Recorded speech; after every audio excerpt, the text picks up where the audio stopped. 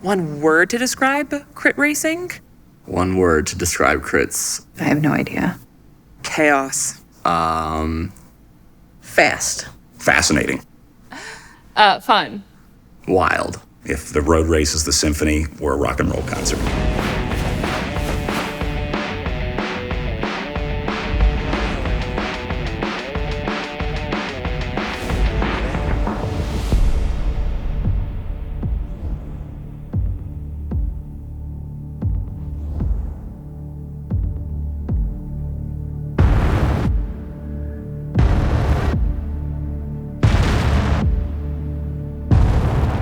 And these are the moments that we've been waiting for as we've assembled the gladiators of the road, the hit out.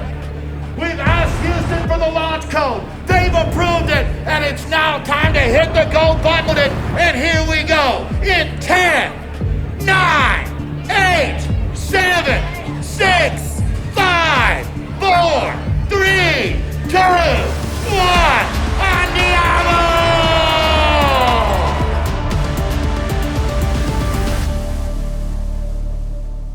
Criterium racing really developed in America for a few reasons. The first is that it's much easier to put the race on. For a long time, criteriums happened out of necessity in the United States, but then that kind of morphed into the Americans owning that style of racing. And then we started seeing international riders come over. There were races like a series called Super Week, where we would see big international teams come race Americans in criterium races.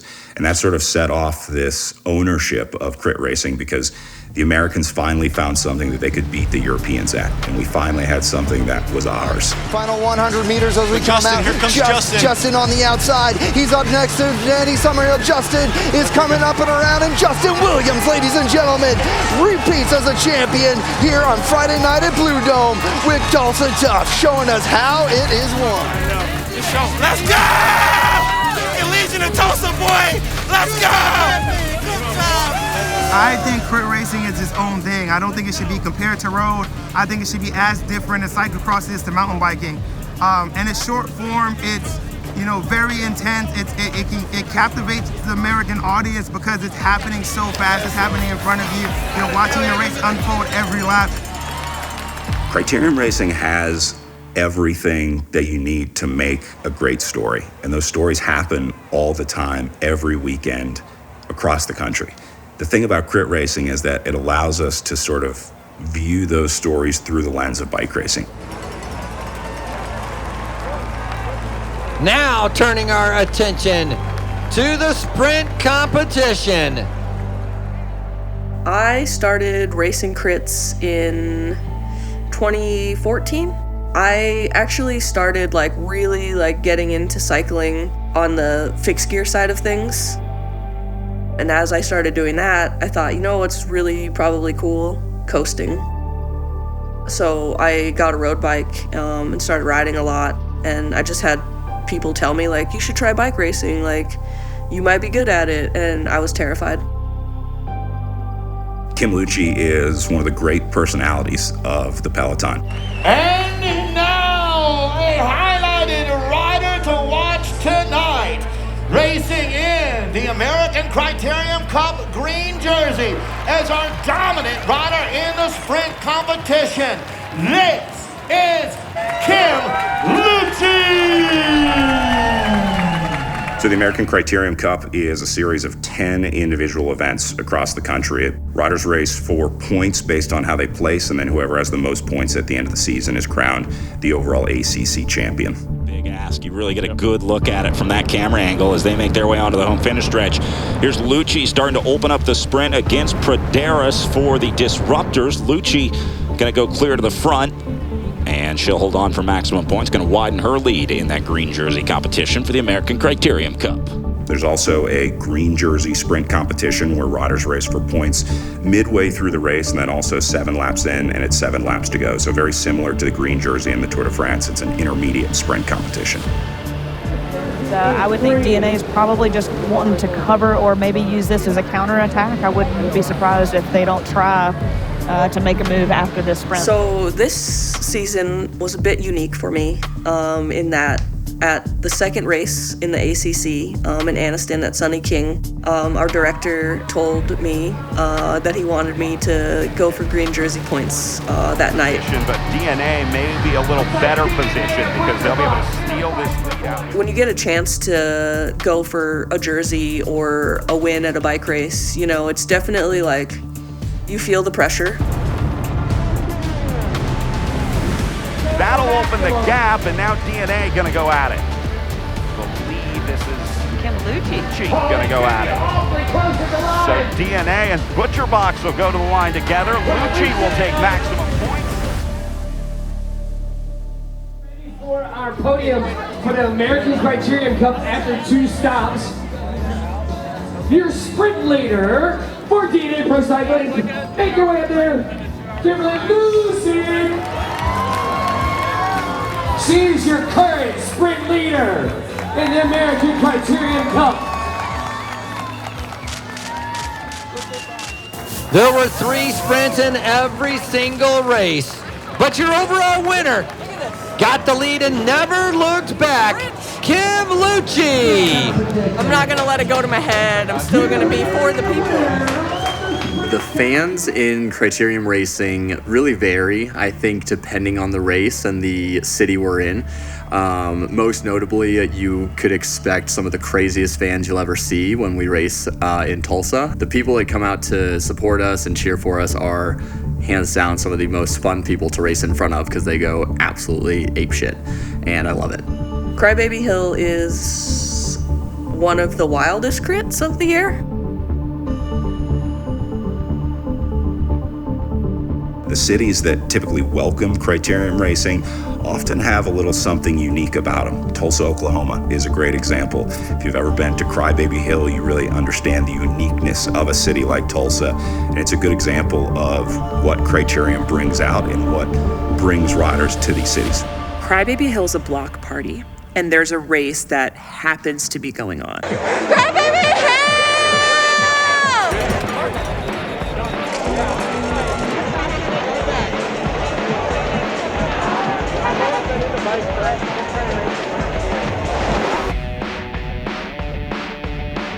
Crybaby Hill!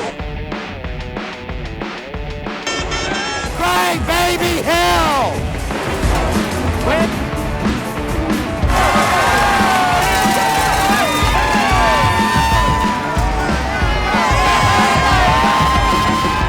I think a lot of times people don't even know bike race is happening on Crybaby Hill. They just know that there's a giant block party. They're gonna have a good time and probably ruin their shoes.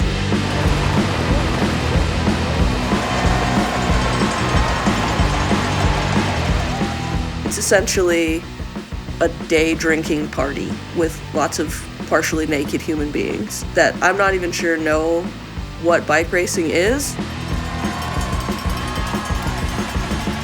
Like, if you're familiar with cyclocross, this is our cyclocross. I'm standing live.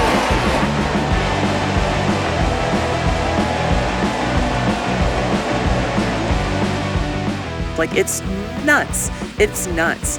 But it is all the fun things about crit racing in one race.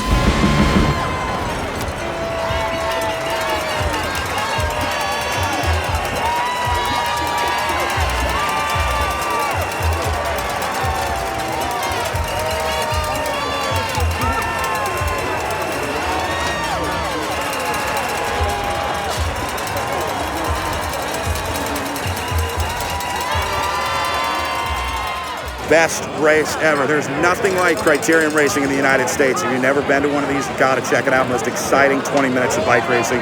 Most exciting 20 minutes of sport anywhere. I started working in the sport when I was 15 years old as on the fence crew. I was throwing fence as my summer job, and I saw my first criterium without having ever seen a bike race before and absolutely fell in love with it. This is the breakaway's worst nightmare because now the teams are starting to send big riders forward to the front and they will slowly start reeling this back in. So I think this field has the breakaway right where they want them at 6 laps to go. You don't want to make the catch too early, but you don't want to wait too late. It's the fine art of chasing a breakaway in a criterium. My job is mostly as a teacher. Criterium racing is new for a lot of people, and so whenever we go into a city, my job is to teach as many people as I can about the sport of bike racing that I love. And I always say, once you understand what's going on, it's the most beautiful sport in the world. This will be a sprint finish tonight, and if you are new to bike racing, welcome to the most exciting 20 minutes of racing. There is nothing like this in sport. The Criterium Sprint Finish.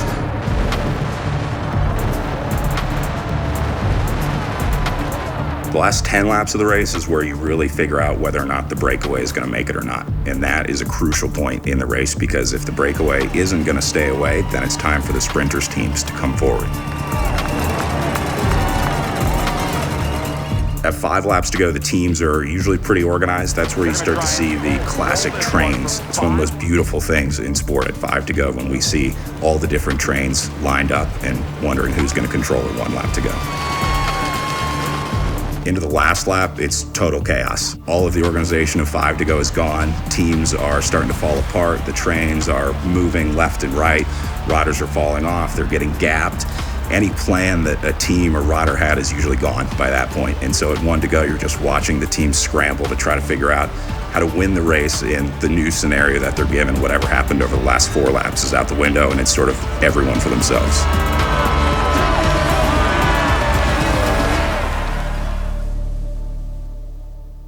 When I was, I think, 4 or 5 years old, my parents, when they brought my little sister home from the hospital, they gave me a bike as a consolation prize. From that moment on, I was pretty much on 2 wheels. I don't think that my parents pushed me by any sense. They just sort of nurtured whatever sport that I was into at the time. But I know that my mom was definitely a cyclist and has been a cyclist for, most of her life. And I would say I definitely really got into bike racing probably because of her. For a number of years, I've actually had an alternative training tool, but this last year or 2, I've been taking care of my dad, who has Alzheimer's, so he lives with me, and instead of going out and training outdoors for a couple of hours, I've actually had to rely on training on a treadmill, all the while being close to home, so in case I'm needed by my dad. So I think that that's really been a big question mark for this year, is how does preparation like that, which is very exclusively training indoors a lot of the time, how's that gonna be? Born in Inglewood, Colorado, with a 3rd at Tulsa Tough and Bailey Glazer, a 2nd in Athens, a 1st in Salt Lake. He is 1st overall, not only in the overall ACC, but in the sprints. Riding for the American Cycling Group, Danny Summerhill. Wow, the prodigal son. I'm definitely have historically always been a lead-out rider, but this season actually was a little unique in that we lost our team sprinter earlier in the year, and it just sort of opened the door for me to start sprinting. Disruptors, ACG, and Miami Knights onto the home stretch. As now they open up the sprint. Summerhill going to be first to go. He'll have Martinez a little bit on his wheel. See if anyone can catch Summerhill to the line. Rodriguez won't get there, and Danny Summerhill wins in Salt Lake City. He will widen his lead in the ACC with a great ride to the line, a powerful sprint.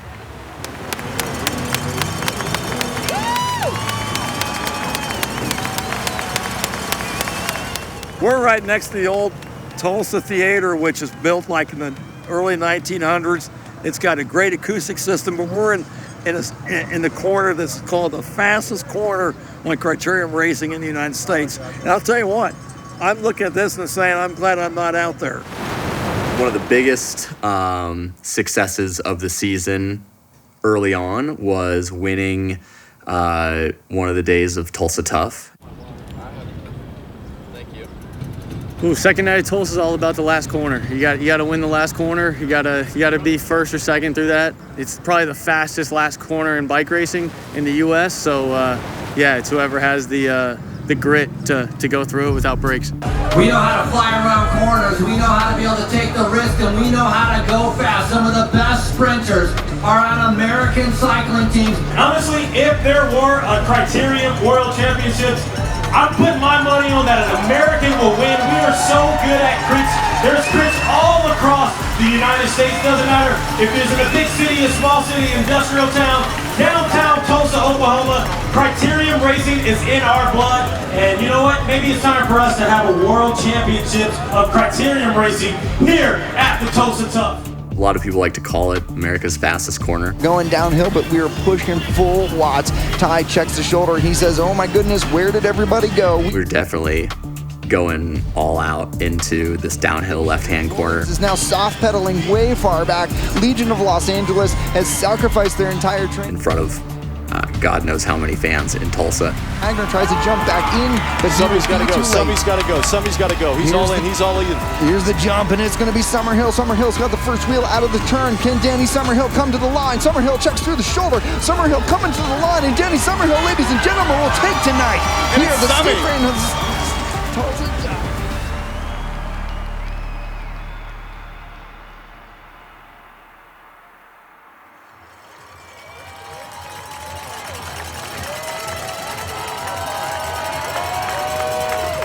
Let the celebration begin! American Cycling Group and Danny Summerhill. We're going to grab a word with our winner, Danny Summerhill. Danny, on stage we've been talking about the times that you've gotten second, looking over the shoulder, looking the wrong way. This time you were looking under your shoulder, but more importantly, what does it mean for you to be able to take a huge win here on day number 2 at Tulsa? Currently without words. This means a whole lot for a lot of reasons. Wow. Pretty cool. One of those reasons I believe is because your mom and dad are having health problems, and so you've been balancing taking care of your parents, balancing training, your love of cycling. No one can question that, but try to put into words what this win means for you. Oh yeah, I mean, a lot of it's just so crazy because I didn't even know how much of the season I'd be able to participate in. My dad has Alzheimer's and I take care of him. So it's been a blessing to have a team as supportive as this that can let me come in and out of races, and to actually have a good season with all that we have going on behind the scenes at home. It's obviously special and something I did not anticipate going into this year. Race was hectic. Wasn't sure if it was gonna split up or not, but those last couple laps, you just see guys popping, and I saw Danny was feeling good, and the harder the race, generally the better it is for Danny. So I was confident in him, and he took that last corner and mocked Jesus, and that's all it took. I did not expect anything like this season to unfold. 10 races, and now it's the final one. Your overall. After 3 races in, Danny Summerhill never looked back. Your ACC champion. He wrapped it up a race ago and he finalized it today. Please welcome Danny Summerhill.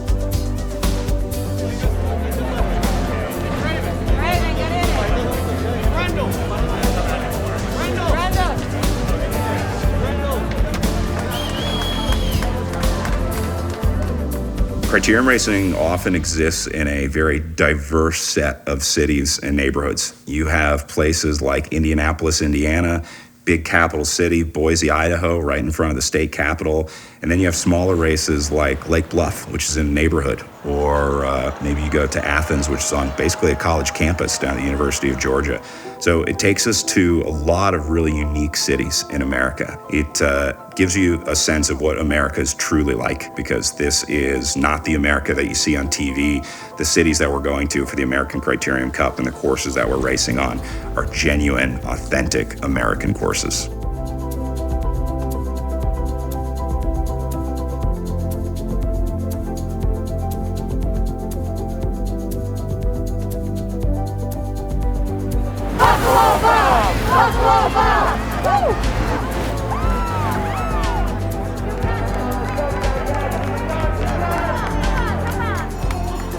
It's kind of crazy to me how receiving these like small towns or these cities are.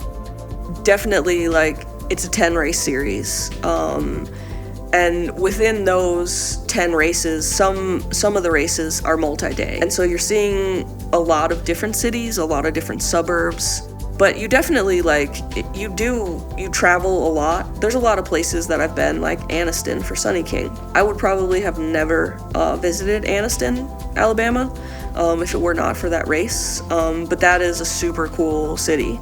And you don't really know these things until you go. My name is Alexis Ryan. I race for Legion of Los Angeles. I live in Athens, Georgia, and I'm here now in Anniston, Alabama for the Sunny King Criterium. I mean, racing in the South, in small towns, criteriums is pretty special. A criterium is a uniquely American sporting event, and to do it in these small towns, usually the entire community gets behind it. So it feels like a family community event. You've got everybody out there, all the families, all the kids, all ages, like out there to watch, and they're there all day long. Like that's the thing that they do on Saturday, is they come and watch the bike race in their town that, has become part of their history. It is going to be the highest energy Anniston has seen since last year at this race. It's amazing. You are going to have all kinds of vendors here, but that's not the good part. You get to see all these international teams, locals, all racing. It's just amazing. Ryan, Salazar in that order. And Legion, just like that, has taken back over the front of the bike race. Here we go. Now they open it up. Alexis will drop off Kendall. Kendall looks like she's going to try and drop off Lisbeth Salazar. See if Salazar can come around or if Kendall Ryan will be able to hold it from 300 meters out. Legion is going to go 1 and 2. And I think Salazar got there on the line. Wow. I think Salazar is going to get the win tonight.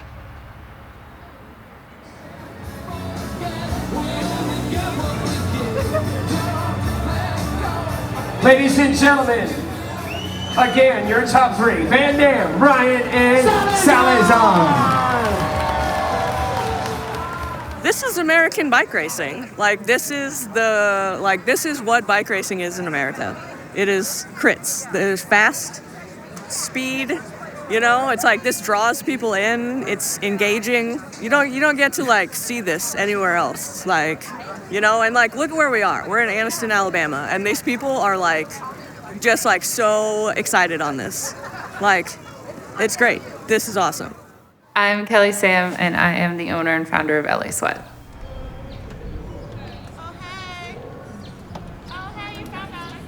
So someone from the outside of the cycling scene thinks of an owners are going to think of NBA, NFL, Major League Baseball, hockey, any of those things where the owner isn't really that involved in the day-to-day, whereas cycling is such an underfunded sport in the U.S. that a lot of owners are also all of the other things. They don't just found the team and then hire out staff. People wear a lot of hats. So I like to call it a full-time job that doesn't pay a salary. We are in Grafton, Wisconsin, day 3 of Tour of America's Dairylands, stop 4 of the ACC series. As a director, my responsibilities are more than just your normal director. I'm also the team owner, founder, logistical manager, sponsorship coordinator. So my responsibilities today on race day are to make sure my riders have everything they need: ice socks, water, all of the things to make their day as easy as possible. And then I will be in the pit to direct them on the radio during the race. The radio? We all have our own radios.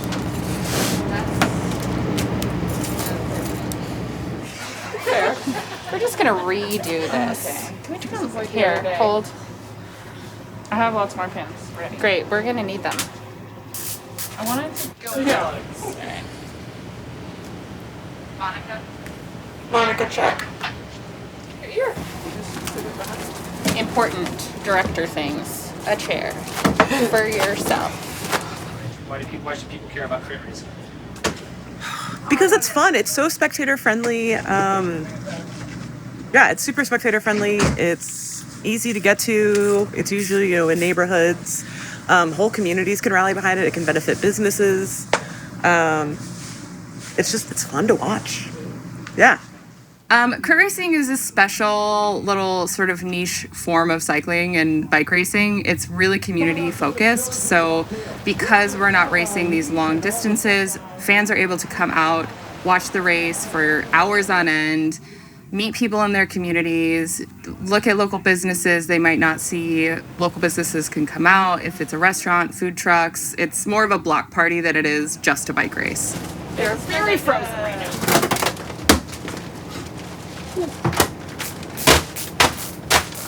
Oh man, I think I broke that one. Yeah, I did. I'm a sweater. I put the sweat in LA Sweat. So yeah, just keep the body temp down. Crit racing's like the NASCAR of cycling. It's way more fun. Of cycling. Oh, it's F1. It's way more fun than I think any other racing discipline. Like Monica mentioned, like whole communities get behind it. They raise money for Preems. They raise money for advertising and stuff like that, or for different organizations. And it's so much more spectator friendly. Like you can walk around the course and see the race from much different angles. You can find a favorite rider, cheer them on. There's the races within the race, like the Preem laps. Those are super exciting. Honestly, and then it's the working person's race. Like a lot of people, we all have full-time jobs. We're all able to work full-time, but still train enough for crits. And because most of the time they happen at night under the lights, it's way more epic. It's really cool. What's special about crit racing and having a team, and specifically a women's only team, is for me personally, just the sort of satisfaction and fulfillment I get from being able to provide top level racing opportunities to women from 5 different countries.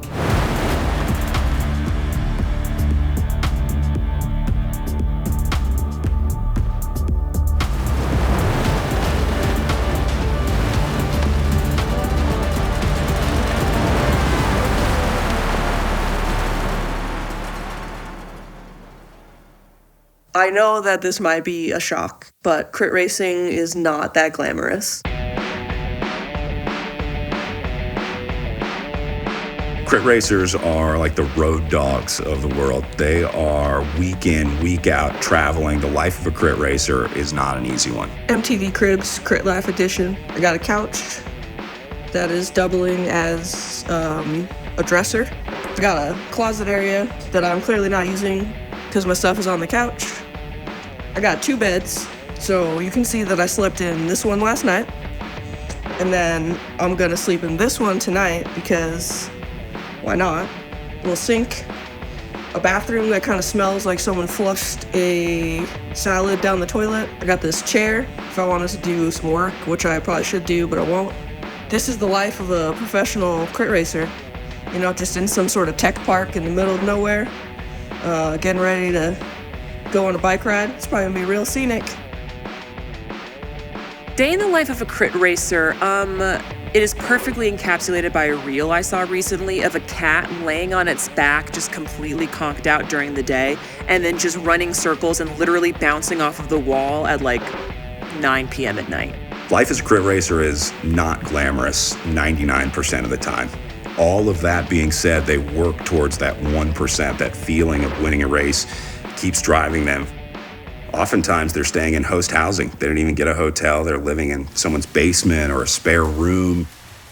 I mean, host housing, they're so fundamental for teams, especially, at this level where funding isn't as, nearly as diverse as it is on, the world tour level, for example. Our Tulsa family, host family, we've stayed with them for 9 years? And they come visit us at races, like outside of Tulsa. So yeah, it's kind of like a family away from home. LA Sweat! LA Sweat! LA Sweat! LA Sweat! LA Sweat! LA Sweat! I do host housing for the team, specifically this team because I'm friends with Kelly. We don't really host anyone else throughout the year. I always think it's cool that The few professional athletes that my kids are close to are females, because I have a son and 2 daughters, so that's always been really cool to me. Like in their mind, and as it should be, like when they think of like the ultimate best cyclists in the world, their first thought's always going to be like females. I'm Trish Black. Started riding my motorcycle in bike races, and I am lucky enough to be able to do this at the highest level of the sport in the United States. And I love giving back to the sport. I've raced for years, and I think this is such an important thing for the sport to be able to go out here and have spectators, have a crowd, have people cheering, have people acknowledging what you're doing as an athlete. And I love being able to be a part of that and make that happen. The fans look at this as a day to be outside watching the bike racers. And then as the day goes on, you get the elite women and the elite men at the end of the day. And the speed picks up. They're going 30 miles an hour. The fans are cheering. It's just fun.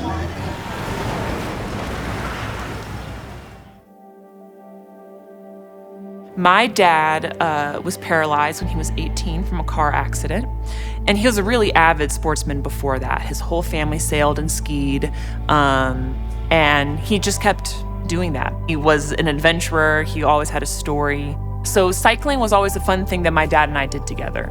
And he, was a hand cycler. He lived very much in the moment. And I lost him when I just turned 14. It was like a few days after my birthday. After he passed away, I went through a pretty rough time. I really struggled a lot, really anxiety-based disorders, feeling like my life was out of control.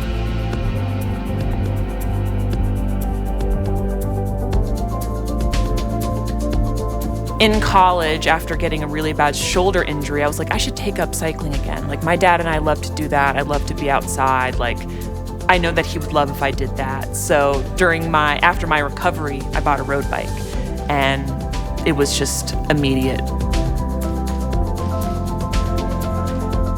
When I'm at a bike race, I just know that he would be on the sidelines screaming the loudest, and he used to just clap his hands together and go like this a lot. That was like how he signified that he was really stoked on something, and he had so much stoke. And so I just know that he would be really stoked on it and really happy that I was doing this. I try to keep his memory alive and carry that light forward by having fun and staying in the moment.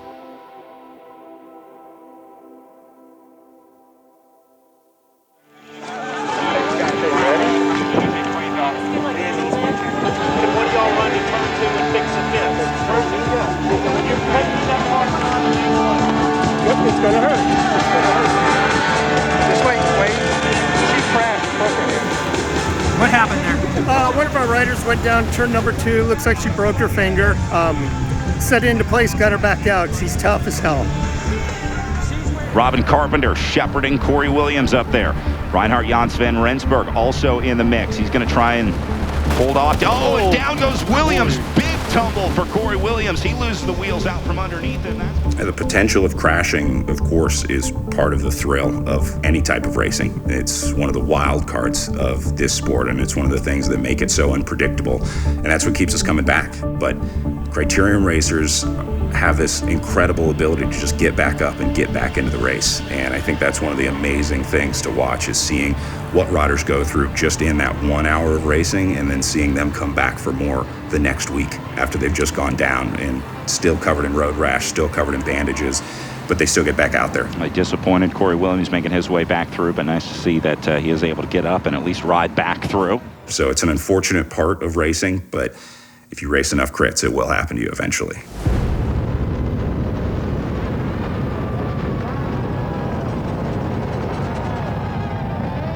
After riding horses badly for like 15 years and then bike racing for 7, I had never broken a bone until Memorial Day.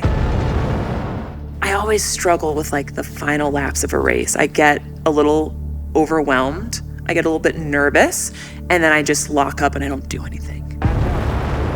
I was like, not today. You are doing this. You can, so you will. And in the, we're entering the last lap. I move up in the first 2 corners, and I get to the front of the field, and I look over, and my teammate is next to me, and I have no one in front of me, and I have no one to my left, and I'm like, we about to win this race. And all of a sudden, I am flying through the air, and I knew immediately, had never broken a bone, I knew immediately, I'm like, my collarbone is broken. So I broke it on a Monday. I got a surgical referral through my work on a Wednesday, and I was under the knife on Friday. And yeah, I mean, a week later, I was on the trainer, riding indoors. I had gone from sitting at the back of the ambulance, looking out of the window and being like, why do any of us do this? You know, after my surgery, a couple days go by, you know, I start remembering my whys for racing.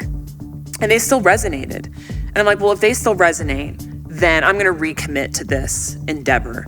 And so that was the major silver lining, was the recommitment to this life, because it's still what I wanna do now. I am energized by all the travel and by going to all these places and by the stress of it all. That is energizing still. And so I touched down in Salt Lake 6 weeks to the day, and I was racing, and honestly, it felt like I had never left. It was incredible.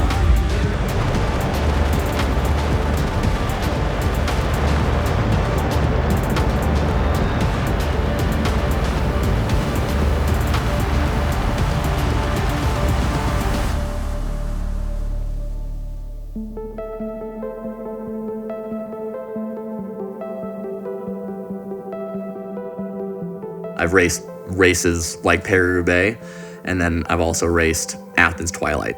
And honestly, I think from a goosebumps standpoint, I've probably gotten more goosebumps racing in front of the thousands of fans that show up to Athens or Tulsa or Littleton. This is amazing. It's like Crit Coachella. It's awesome. Why we love crit racing? Because it's a bunch of beautiful women on bikes. It's so fun. The atmosphere here is like incredible. You can inspire so many people. You can connect with people from all over the world. So I think you're just in for a really, really enjoyable time and see some really awesome athletes like compete and do something that they love. Like nothing beats that.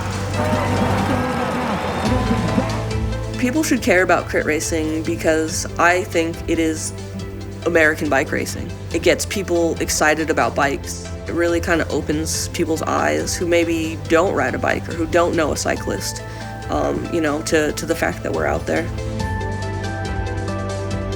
It's one of the very few sports that you can do well into life.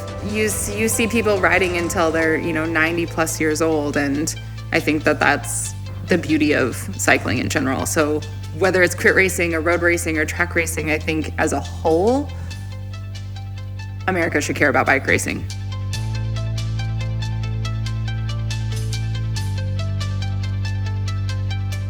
Once I saw my first Criterium race, I absolutely fell in love. It was the most exciting thing that I had ever seen, and what was supposed to be a job very quickly became a passion.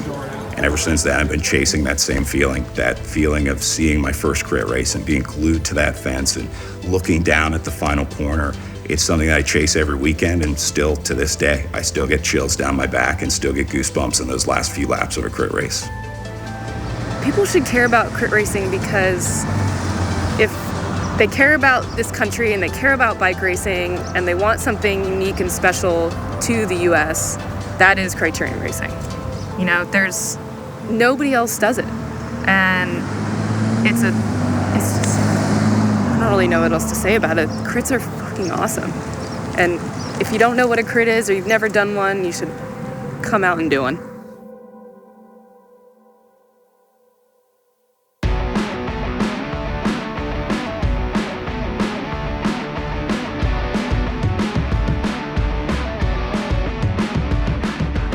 One thing you do not fucking do is quit. Very excited. To your new winner, but check out this guy. I think it was Thursday this week. I didn't eat at all. I had high 2 and like 5 coffees. This is not good nutritional advice.